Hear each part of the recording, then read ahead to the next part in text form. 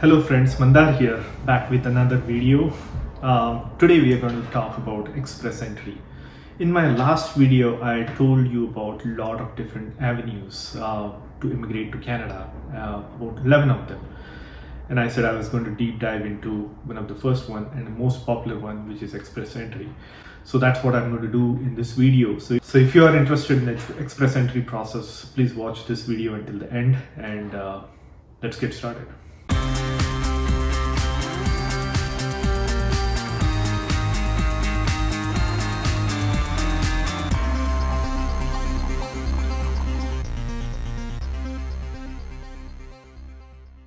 And if you like this video, please consider subscribing and hitting the like button.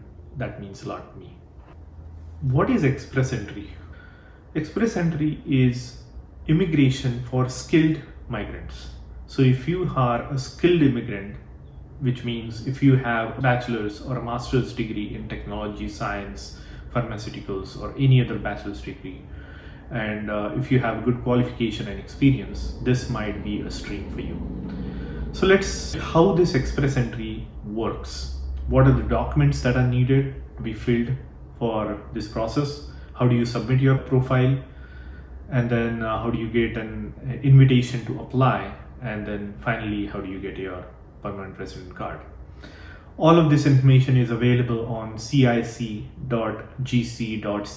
and you can read it by yourself. I'm just consolidating it for you so that it's easier for you to understand.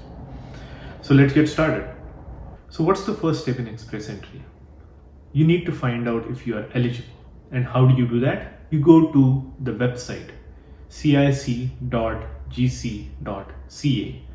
click on immigration, click on express entry. You'll find a link to eligibility questions. So the questions are like, what's your nationality? What's your age? Language ability?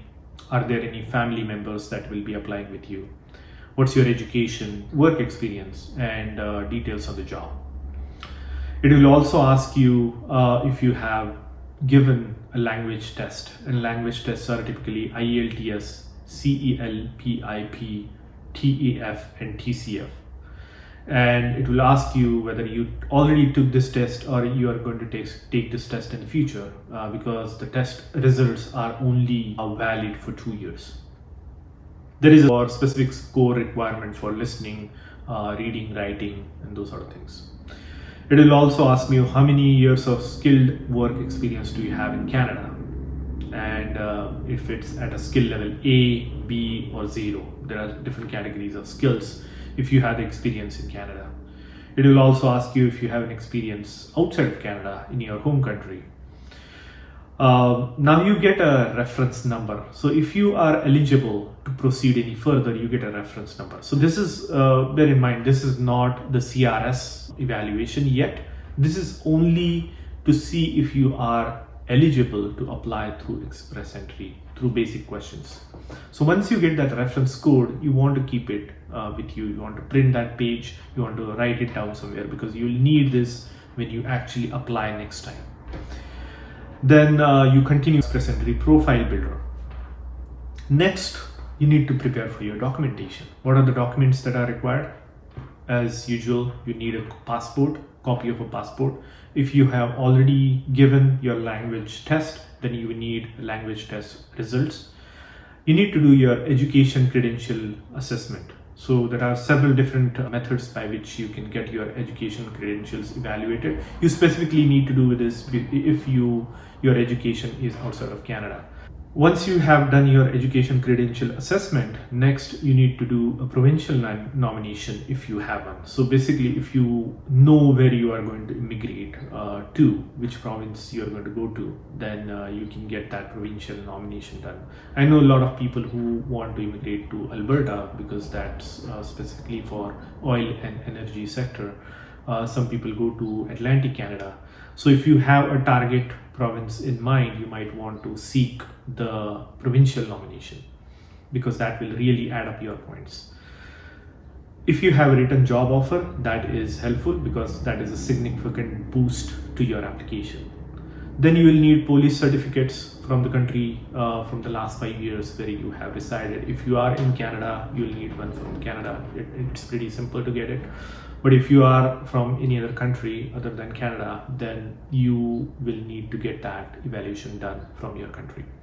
You will need medical exam and proof of funds. Next, submit your profile. So if you think you are ready to go forward and you have all the documentation necessary, you can go to the next step to submit your profile. You'll only be able to submit your profile if you are eligible in the first set of questionnaires that we went through. Once you are eligible and once you submit all your documents on the website, you will be ranked in the express entry pool using the point system. Your scope is based on information provided in your profile. So if you want to check your score based on your inputs, you can check it. There is a link to CRS ranking system tool, and that will give you your score based on the answers that you provide in that questionnaire. This is the second one. This is not the first one for evaluation, but this is the later on to actually check your CRS score.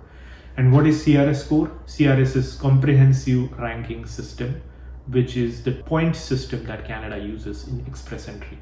And then the score is based on your skills, your education, language ability, work experience, and there are a few other factors such as your marital status and your age. Age is also one of the important factors. How does this scores make up? The maximum you can score is 1200. The scores, as I said, they are comprised of certain different factors such as age, education, study in Canada. If you study in Canada, you get some extra points. Then language, either you need to have French or English, and Canadian work experience. These are the factors that come into play in calculating your CRS score. Then there are spouse factors. If your spouse is educated and she has experience and she knows one of those languages, English or French, then you get extra points. The maximum you can score is 1200, and the CRS score is assigned to everybody who has submitted the entire profile incomplete. So if you have provided all the documentation that is required, then you will be assigned the CRS score and you can check it online. Next, what happens is IRCC or the Immigration Services in Canada, they will declare a list of applicants who qualify for the next round of invitations. So what it means is, once you are in the pool, you get a score assigned, and based on the score, the Canadian Immigration Services will actually look at the top of people and send them an invitation to complete the application. So that happens every 2 weeks. So you might want to check the website every 2 weeks what the score cutoff is and whether you are in the range. You will actually get an invitation letter in the mail once you qualify. What do you do after that? Once you get an invitation to apply, you have 60 days to submit the rest of the documentation. So they will give you a formal invitation letter and notify you with all the documents that need to be submitted to complete your application, and you need to submit that within 60 days. The filing fees are $1,325 for adults, so you and your spouse each, and $225, and that is as of today. You have all your documents collected and submitted within the 60 days time frame after the invitation to apply.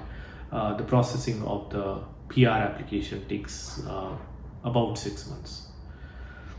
You may also be needed to give biometrics after that, but that happens in parallel, so there is no separate timeline for that. Now here's the best part. If you get approved, you'll get a confirmation of permanent residence. Congratulations.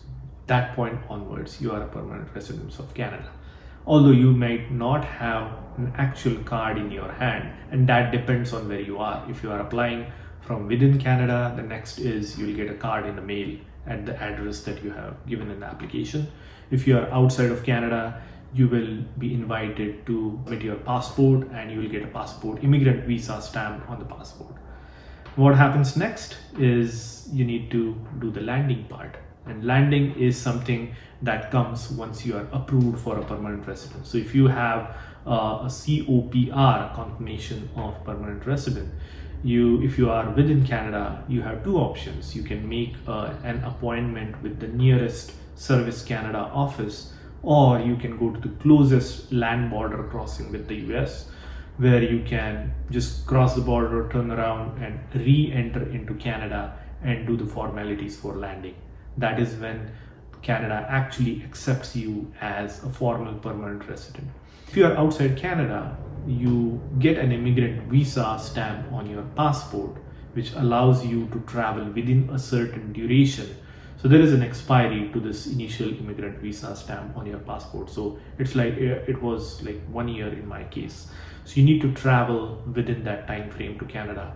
And once you are at the port of entry, they will process your documentation and formally invite you into Canada as a permanent resident. That's all I wanted to share about the Express Entry program. It is pretty straightforward. It is very clear. You can do it yourself. You don't need to spend thousands of dollars to go with a lawyer. You can do it all by yourself. I also want to point out that I'm not an immigration attorney or a lawyer. This is all from my experience and reading from the website. My intention is to consolidate all the information and summarize it for you so that you don't have to go through all the pages and details on the website. This is just to help you get started and get you excited about the process if you are really considering immigrating to Canada. So hope you like my video. If you like it, please hit the like button and please consider subscribing to my videos so that you will get notification on my future videos. I'll go into the in-depth detail about the immigration process in several different streams like I did for Express Entry today. So that's it for today. See you in the next one. Thank you and have a nice day.